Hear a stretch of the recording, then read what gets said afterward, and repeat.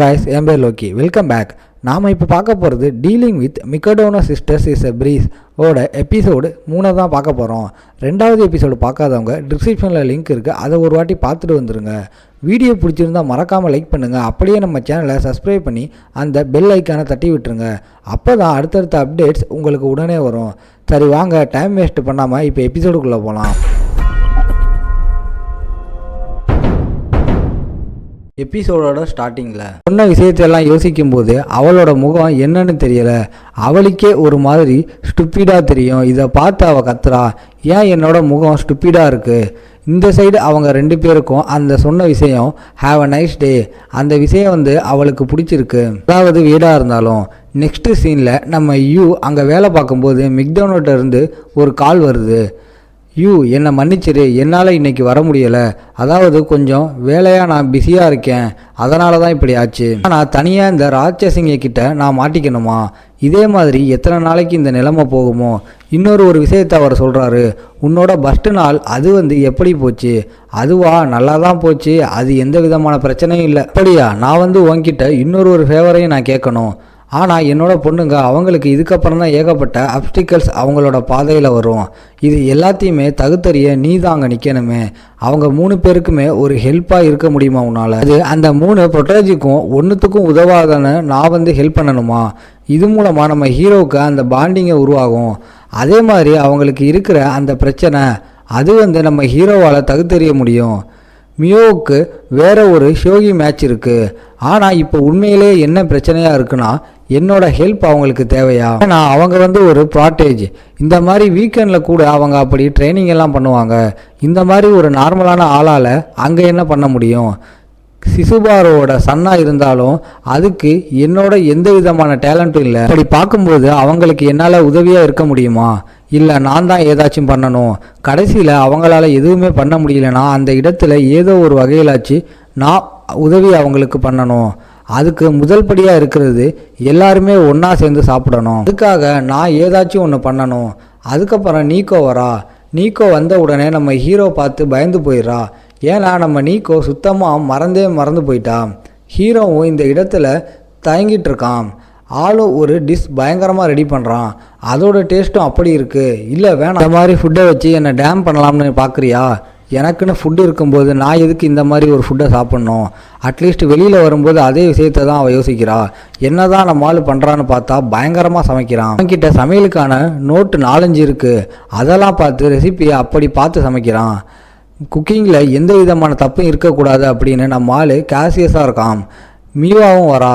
ஆமாம், இவன் என்ன பண்ணிக்கிட்டு இருக்கான்? மீவா, நீங்களும் வந்துட்டீங்களா? இன்னருக்கு ஒரு அல்டிமேட்டான சமையலை நான் உங்களுக்கு கொடுக்க போகிறேன். அட்டென்ஷனுக்காக ரொம்பவும் இவன் ஏங்குறான். ஆனால் அவனுக்கு கிடைக்க போகிறதில்ல. இதுக்கு முன்னாடியே செஃப் எல்லாம் இவங்க வச்சுருப்பாங்க. ஆனால் எந்த விதமான ஃபுட்டும் இவங்களுக்கு ஒத்துக்கலை. அந்த அளவுக்கு நல்லா இருக்காது. எல்லாத்தையுமே அவங்க ரிஜெக்ட் பண்ணிட்டாங்க. இந்த ஃபுட்டெல்லாம் எந்த அளவுக்கு அருமையாக இருக்கும்னா எந்த விதமான பசங்க பார்த்தாலும் அதுக்கு ஏங்கி போயிடுவாங்க. அந்த அளவுக்கு இருக்கும்.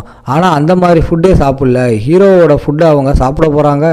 அதனால் நம்ம நீக்கோ பேலன்ஸ்டாக சில பல ஃபுட்டு இருக்க தான் அவள் சாப்பிட்றா. அதை சாப்பிடும்போது நாக்கே செத்து போயிடும் போல். இருந்தாலும் அவளுக்கு ஏக்கமாக இருக்குது, நம்மளால என்ன தான் பண்ணியிருக்கான்னு. அங்கே போய் செக் பண்ணி பார்த்தா ரொம்பவும் அற்புதமாக இருக்குது. அப்படியே வாயிலிருந்து ஜொல்லு ஊற்றுதும் போல். இந்த அளவுக்கு செஞ்சு வச்சுருக்கான். நல்லா இருக்கா? இதில் கால்சியம், விட்டமின் எல்லாம் உங்களுக்கு ஏற்ற மாதிரி 74 கிராம் 250 கிராம்னு எல்லாத்தையும் சேர்த்துருக்கேன். பர்ஃபெக்டான ஃபுட்டு, நீங்கள் சாப்பிட்லாம். இதை கேட்ட உடனே அவள் புரியுதுன்னு சாப்பிட்றா. அதை அவள் சாப்பிட்றா. அதோட டேஸ்ட்டும் செமையாக இருக்குது. இதெல்லாம் ஓரளவு தான் நல்லா இருக்குன்னு அவள் போய் சொல்கிறா. இந்த இடத்துல என்னதான் ஆகுதுன்னு நம்ம மீவாவும் எட்டி பார்க்குறா. இதை பார்த்த உடனே ஆள் விடுவானா? அங்கே போய் சொல்ல ஆரம்பிச்சிடறான்.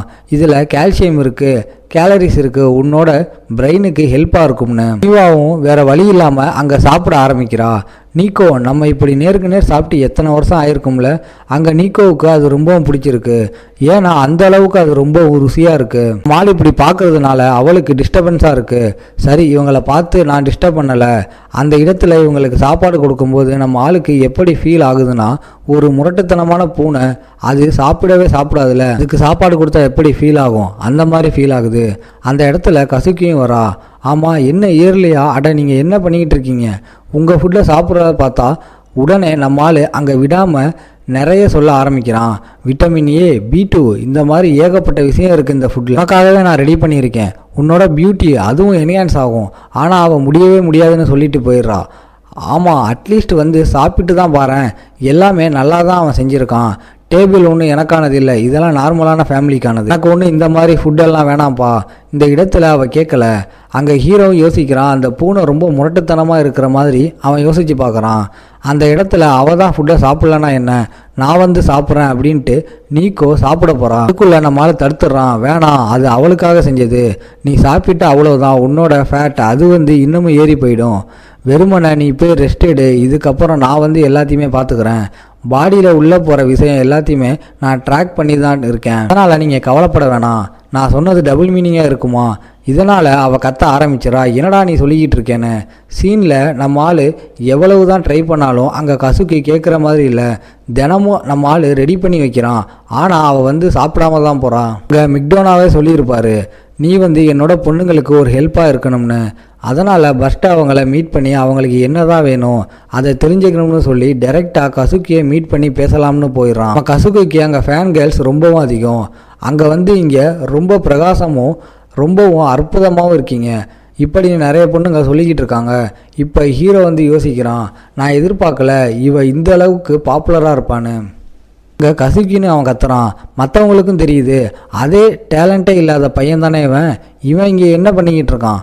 இப்போ கசுக்கியும் சொல்கிறான், நீ வந்து என்கிட்ட வராத, நீ ஒரு முட்டாள், நீ கிட்ட வந்தால் என்னோட பாப்புலாரிட்டி இது மேலே ஒரு ஷேடோவாக இருக்கிற மாதிரி இருக்கும். இந்த இடத்துல நம்ம ஹீரோ நேற்று நடந்த விஷயத்தை பற்றி சொல்கிறான். நேற்று வீட்டில் நான் தனியாக நைட்டு வரைக்கும் உங்களுக்காக நிறையவே யோசித்தேன். நீங்கள் அதை ஏற்றுக்கவே இல்லை. ஆனால் இன்றைக்கி நைட் என்னால் அதை கொடுக்க முடியும்.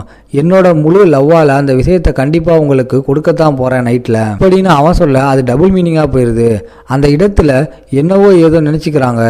ஆமாம், என்ன ரிலேஷன்ஷிப் அவன் கூட? சொல்லுங்கள் கசுக்கி, என்ன விஷயம்? ஏதோ ஒன்று இருக்கு உள்ள. டே, வீட்டுக்கு போனதுக்கப்புறம் உன்னை விட மாட்டேன்டா. அதுக்கு அவன் ஓடியே போயிடுறான். நெக்ஸ்ட்டாக இருக்கிறது நம்ம நீக்கோ தான். நீக்கோவை பார்க்கலாம்னு போனால் அங்கே வந்து கராத்தையை பற்றி அவங்க பேசிக்கிட்டு இருக்காங்க. அங்கே நம்ம ஹீரோ போய் நின்னா நேற்று அங்கே இன்டெரக்டாக ஏதோ ஒன்று சொன்னால அந்த விஷயம் ஞாபகம் வர அங்கே வந்து மற்றவங்களெல்லாம் கத்த ஆரம்பிச்சிடுறாங்க. ஆமாம், யாரா நீ, உனக்கெல்லாம் எப்படி தகுதி வந்தது இவ கூட பேசுறதுக்குன்னு. அங்கே இதை பார்த்த உடனே அவங்க எல்லாரையுமே அவள் கத்துறா. இங்கே அவனுக்கு புரிஞ்சு போயிடுது, இங்கே இருந்தால் வேலைக்கு ஆகாது, நம்ம ஓடிடலாம்னு. கடைசியாக யார் இருக்கானா, நம்ம மீவா ஒண்டி தான் இருக்கா. இதோட இந்த எபிசோட் முடியுது. உங்களை நான் அடுத்த எபிசோடில் பார்க்குறேன். இந்த வீடியோ பிடிச்சிருந்தா மறக்காமல் லைக், ஷேர் அண்ட் சப்ஸ்கிரைப் பண்ணிடுங்க.